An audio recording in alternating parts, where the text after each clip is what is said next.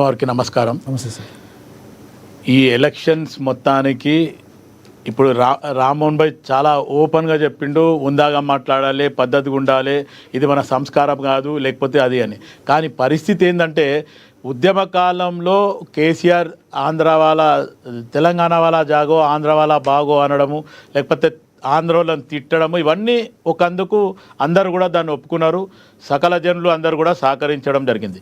కానీ ఈరోజు ఉద్యమ కాలం నుంచి కేసీఆర్ మాట్లాడిన భాషను కూడా రేపు ఢిల్లీకి పోయి సోనియా గాంధీ గారిని ఇంటిలాదులు పోయి కాలు మొక్కి ఆ తర్వాత మళ్ళీ బయటకు వచ్చి ఫ్లైట్ ఎక్కగానే మనం ఎవరితోని కలిసేది లేదు. ముందేమంటాడు, తెలంగాణ ఇస్తే గొంగలి పొరుగును కూడా ముద్దు పెట్టుకుంటా అన్నాడు.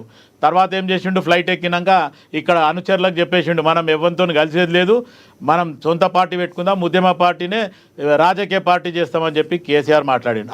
అంతవరకు కూడా ఓకే, మోసకారి, మొదటి నుంచి కేసీఆర్ మోసకారి అనేది మనకు తెలుసు కాబట్టి ఓకే అనుకొని అక్కడ కూడా కాంగ్రెస్ పార్టీ వదులుకుంది. బిల్లు పెట్టినప్పుడు కూడా ఆలోచిస్తే కాంగ్రెస్ ఎంపీలు తప్ప, ఇటు విజయశాంతి తప్ప కేసీఆర్ ఆ బిల్లులో లేనే లేడు. ఇది కూడా జగమెరిగిన సత్యం. ఇవన్నీ కూడా కాంగ్రెస్ పార్టీ భరించి మళ్ళీ కూడా సోనియా గాంధీ గారు సుష్మా స్వరాజ్తో కానీ ఇటు మీరా కుమార్ గారితో మాట్లాడి బిల్లు పెడదాము, తెలంగాణలో యువకులు మరణిస్తున్నారు, ఇటు కేసీఆర్ కుటుంబంలో ఎవరు దవస్తలేడు, యువకులను చంపుతున్నారు.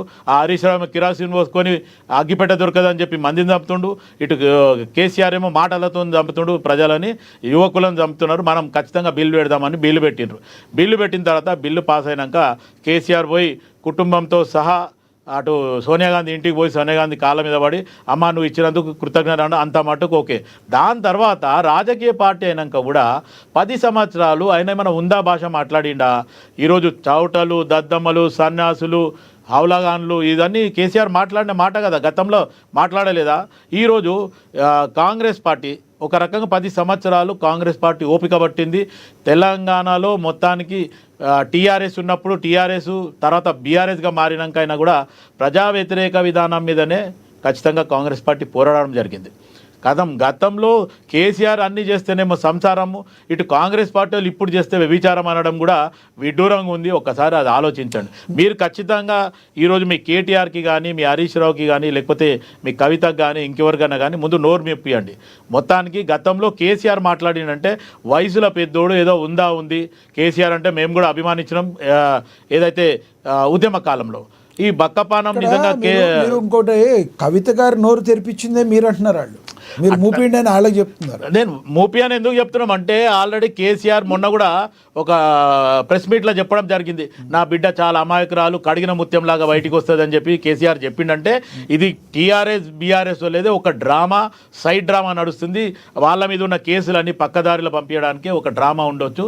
ఇది రేపు రాబోయే ఇంకొక 2 సంవత్సరాల తర్వాత నిజంగా మా బయట పోతుందా, కొత్త పార్టీ పెడుతుందా, కలిసిపోతుందా అని తెలియదు. అరవింద్ గారు తీవ్రమైన ఆరోపణలు లేదు. అయితే ఇక్కడ ఒక్కటి ఏంటంటే కాంగ్రెస్ పార్టీలు తిడితేనేమో బీఆర్ఎస్ వాళ్ళకు బీజేపీలకు నొప్పి అవుతుంది. మరి కాంగ్రెస్ పార్టీలో ఇటు ఇప్పటిదాకా ఒక బయట పెట్టిన మీరు ఆ గుండుగా అయ్యా ఎవడు అరవింద్ వాళ్ళ అయ్యా కూడా ఈరోజు కాంగ్రెస్ పార్టీ భిక్షనే. ఈరోజు రాజశేఖర రెడ్డి గారి పీరియడ్లో ఆయన ఒక పిసిసి అధ్యక్షుడుగా 2 టర్మ్లు ఉన్నాడు.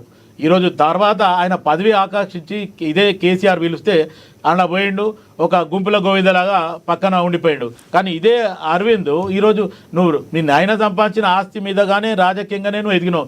ఈరోజు కాంగ్రెస్ పార్టీని తిట్టడానికి నీకు సిగ్గుశరం ఉండాలి. ఒక రకంగా ఆలోచిస్తే నువ్వు ఒక ముఖ్యమంత్రి, నువ్వు చదువుకున్నాడు, నువ్వేం చదువుకున్నావు రాబోయ్? ఆయన హార్డ్వేర్ యూనివర్సిటీ పోయిండు, చదవనిక పోయిండు, సంఖ నాకు వచ్చాడు. మరి నువ్వేం నాకేసి వచ్చినావు? ఒక్కసారి నువ్వు కూడా గుండు అరవింద్ కొన్ని సందర్భాలలో ఏదైతే కేసీఆర్, హరీష్ రావు, కేటీఆర్ మాట్లాడిన మాషకు తిట్టిన అంటే ఓకే. ఈరోజు ఒక రకంగా నీ నిజామాబాద్ని ఇంప్రూవ్ చేస్తాము, లేకపోతే మంచి చేస్తాము అని అంటే నీకు నొప్పి ఏమొచ్చింది? నువ్వు ఆల్రెడీ ఎంపీగా ఉన్నావు, చెయ్యి, మళ్ళీ సెంట్రల్ నిధులు తీసుకురా, నరేంద్ర మోదీ భజన చేస్తావు కదా, తీసుకురా. ఆ రకంగా ఆలోచిద్దాం. కానీ ఇట్లా ఆలోచిస్తూ పోతుంటే మీరు తిడుతున్నారు కాబట్టి మేము కూడా తిట్టాలి. పసుపు బోర్డు వాళ్ళే తెచ్చారు అంటున్నారు. పసుపు బోర్డు వాళ్ళు తెచ్చిండ్రు అంటే గతంలో బీఆర్ఎస్ పార్టీ ఇస్తామని చెప్పి ఇవ్వలేదు. ఈరోజు కాంగ్రెస్ పార్టీ దాని మీద ఎన్ని ఉద్యమాలు చేసింది, అదే నిజామాబాద్లో. ఆ తర్వాతనే కదా వీళ్ళందరికీ కూడా సోయి వచ్చి ఈరోజు పసుపు బోర్డు తీసుకొస్తాం. అది కూడా పసుపు బోర్డు కంప్లీట్గా రాలేదు. అది మొత్తానికి దానికి ఇంకా చాలా పని ఉంది, అది రావడానికి కూడా టైం పడుతుంది.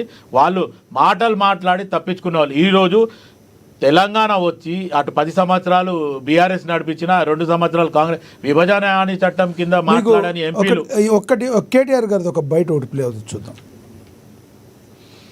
నిన్న ఫోరెన్సిక్ ల్యాబ్ ఏదైతే తగలబడ్డది అని వార్త వచ్చిందో ఇవాళ రాష్ట్రంలోని ప్రతి ఒక్కరు అనుకుంటా ఉన్నారు ఖచ్చితంగా ఆ రోజు ఓటుకు నోటు దొంగతనంలో తాను అడ్డంగా దొరికిపోయిన కేసు ఏదైతే ఉందో ఆ కేసులోని ఆధారాలన్నీ భద్రపరచబడ్డ ఫోరెన్సిక్ ల్యాబొరేటరీని రేవంత్ రెడ్డే తగలబెట్టించిండు అని రాష్ట్రంలోని ప్రతి ఒక్కరూ ఇవాళ భావిస్తా ఉన్నారు.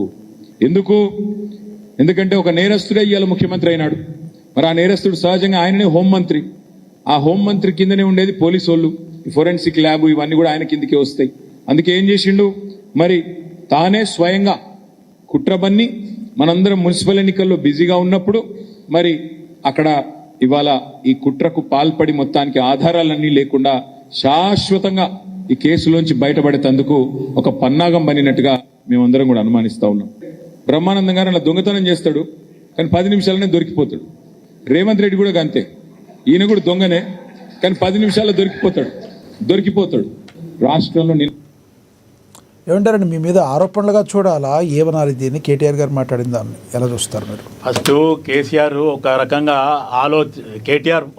ఆలోచించాలా. ఒక ఆరోపణ చేసేటప్పుడు ఫోరెన్సిక్ ల్యాబ్లో ఇది జరిగింది అది జరిగింది అంటే నువ్వు డ్రగ్స్ తీసుకుంటావు, దొంగవు, పబ్బులు క్లబ్బులు పెట్టినావు అని చెప్పి రేవంత్ రెడ్డి ఓపెన్గా మాట్లాడితే కొండా విశ్వేశ్వరరెడ్డి రేవంత్ రెడ్డి ఇద్దరు కూడా అమరవీర స్థూపాన్ దగ్గరికి వచ్చిండు, ఎంటికలు మేము ఇస్తాము, నీకు దమ్ముంటే రా ఇయ్యి కేటీఆర్ అని. కేటీఆర్ పారిపోయి ఈరోజు రేవంత్ రెడ్డి పారిపోయిండు అనే రకంగా మాట్లాడడం దొంగ దోపిడితనం మీ అయ్య జమానా నుంచి వచ్చింది. మీ అయ్య ఒక జమానాల పెద్ద మనిషి అనొద్దు కానీ పాస్పోర్ట్ బ్రోకర్ అనేది ఒక ముద్ర ఉంది కేసీఆర్కి పుట్టిన పిల్లలు ఏమైనారు ఈరోజు గజ దొంగలు అయిపోయినారు. కేటీఆర్ కానీ కవిత కానీ హరీష్ రావు కానీ సంతోష్ రావు కానీ మొత్తం ప్లీజ్ ఒక్క నిమిషం నేను డిస్టర్బ్ చేయలేదు జర్రాసేపు ఒక్క నిమిషం.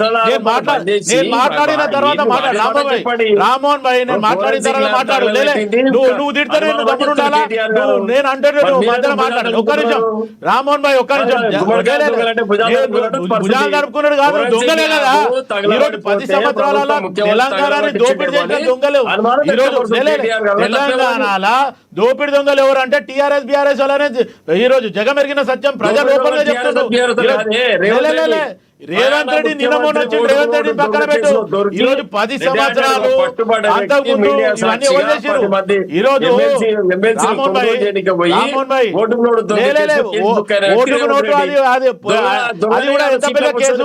దాన్ని ఫోన్ ట్యాపింగ్ చేసే మీ కేసీఆర్ పట్టించిండు. అది రామ్మోహన్ గారు ఒక్క నిమిషం ఆగండి. రామ్మోహన్ గారు ఒక్క నిమిషం. రామ్మోహన్ గారు ఒక్క నిమిషం. రామ్మోహన్ భాయ్ కాంగ్రెస్ పార్టీ సీనియర్ నాయకులు బస్సు మందున్నారు, అందరూ వదిలిపెట్టి కూర్చోబెట్టి రామ్మోహన్ గారు మీరు నేను ఎక్కడ ఒకటి డిస్టర్బ్ చేయలేదు చెప్పేది. నువ్వు రేవంత్ రెడ్డిని తిట్టినా ఎవరిని తిట్టినా నేను గమ్మునున్నా. నేను చెప్పేది నన్ను చెప్పని, ఎందుకంటే నువ్వు డిస్టర్బ్ చేస్తే ఎవరికి అర్థం కాదు. పక్కకు బండారు రామ్మోహన్ గారు కానీ బాపిరెడ్డి గారు కూడా అర్థం కాదు, పక్కలో పక్కన పెడతాం. అయితే ఈడ ఆలోచిస్తే వీళ్ళు చేస్తేనేమో ఇప్పుడు నేను ఇంతకుముందు చెప్పినట్టే కేటీఆర్ చేస్తేనేమో సంసారం, ఇటు రేవంత్ రెడ్డి కానీ కాంగ్రెస్ పార్టీలో మేము ఎవరు చేసినా వ్యభిచారం అనే రకంగా వాళ్ళు చెప్తుండ్రు. ఇదే గొర్రెల స్కామ్లా